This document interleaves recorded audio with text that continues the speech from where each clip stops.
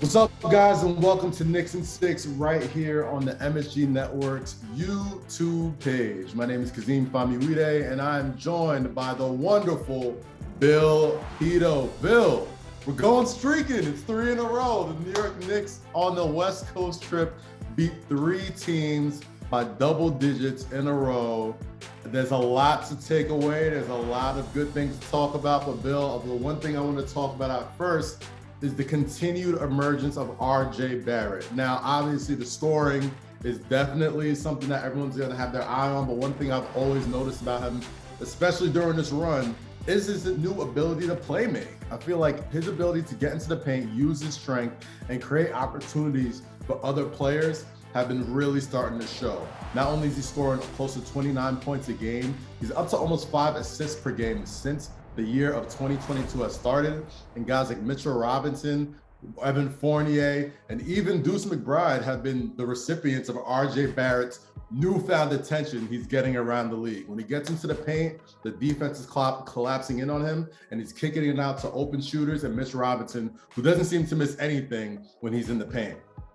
I want to talk, in addition to Barrett, who's been fantastic, and he is part of the overall resilience of this team. Yes, they have blown big leads.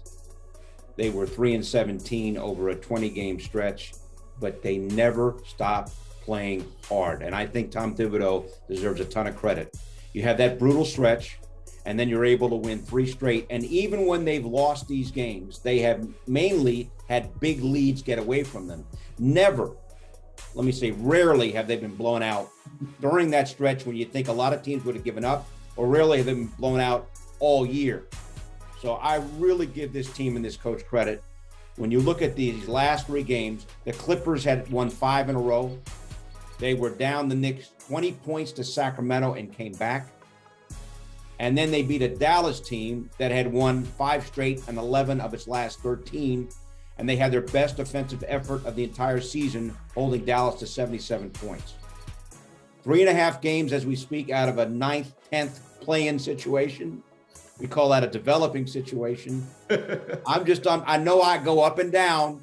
I go up and down like the weather on a daily basis, but I'm up right now because they are playing hard, and they're, as Tom Thibodeau says, they've played pretty well in every game since the All-Star break. Didn't have much to show for it. Now they're starting to put wins up on the board. Bill, you talk about that developing situation. Could you imagine what New York City would be like if a Brooklyn Nets and New York Knicks play-in game were to happen? That's down the road. I'm not going to get there yet. Let's down the road. There's a lot of work to do. And at the center of that work has to be the resilience, like you said, of not just this entire Knicks team, but specifically Julius Randle. Now, it's obviously been a big story around the league about the up and down season of Julius Randle, but they do not win these games without his continued effort on not just the offensive end, but the defensive end as well. Obviously, Mitchell Robinson's been in and out with his injuries. Nerlens Noel's been hurt, and we're seeing Jericho Sims get a lot of those big man minutes. But Julius Randle taking the option on defense to play well and rebound well and play hard has been an absolute difference maker on this road trip, especially in Sacramento when he played arguably his best game of the season, 46 points, 9 3-pointers, and was just an absolute force against anybody who tried to guard him. I think Julius Randle has been through the ringer as a New York City athlete, and he's gotten the best of it and he's gotten the worst of it. But right now, you got to look at Julius and see, like Tom Thibodeau always says, he's the engine. When he's playing well, these New York Knicks always have a shot. So you got to give props to Julius because he's been absolutely on a tear in these last few games. Even the games that they didn't win, he still played pretty well. And he came through against Dallas because that 27-point lead, 28-point lead got cut to 14. And we're like, oh no, here we go again. But that's when Randle took control. He had 19 of his 26 points against Dallas in the second half. Also, Kaz, we got to bring up the play of Immanuel Quickley. Forget the scoring for me, forget the assist total. I want to talk about the lack of turnovers. As a point guard, to me, that's an essential component of any stat line. And in his last 3 games, the 3 wins, Clippers, Sacramento, and Dallas, Quickley playing up most of the time at point guard now and not off the ball, has exactly 3 turnovers. Think about that.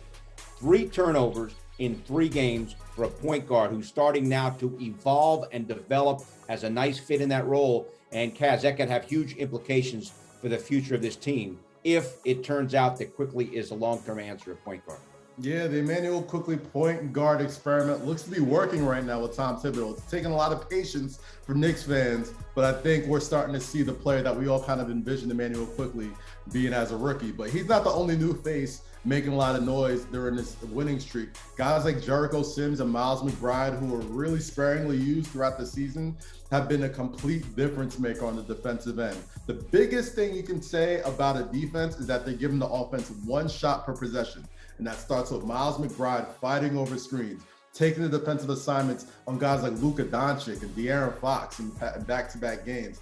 And Jericho Sims, again, just like Quickley, not necessarily putting up the huge point numbers, but he's a huge body who grabs rebounds and makes sure that the defensive effort is rewarded by a defensive rebound. And I think that is so huge for these New York Knicks. There have been so many times that they've given teams second chance points and third chance points. But a guy like Jericho Sims, who is as big as Dwight Howard, he looks like Hulk Hogan in there with an afro. He's so huge, but he grabs every single rebound and he shuts the offensive possessions down. There's lots of new things to be excited about this Knicks team, and they're getting healthier. Derrick Rose is around the corner, Obi Toppin's around the corner, and we'll see what's happening with Cam Reddish. But never say never. There's still a lot of basketball left to be played this season.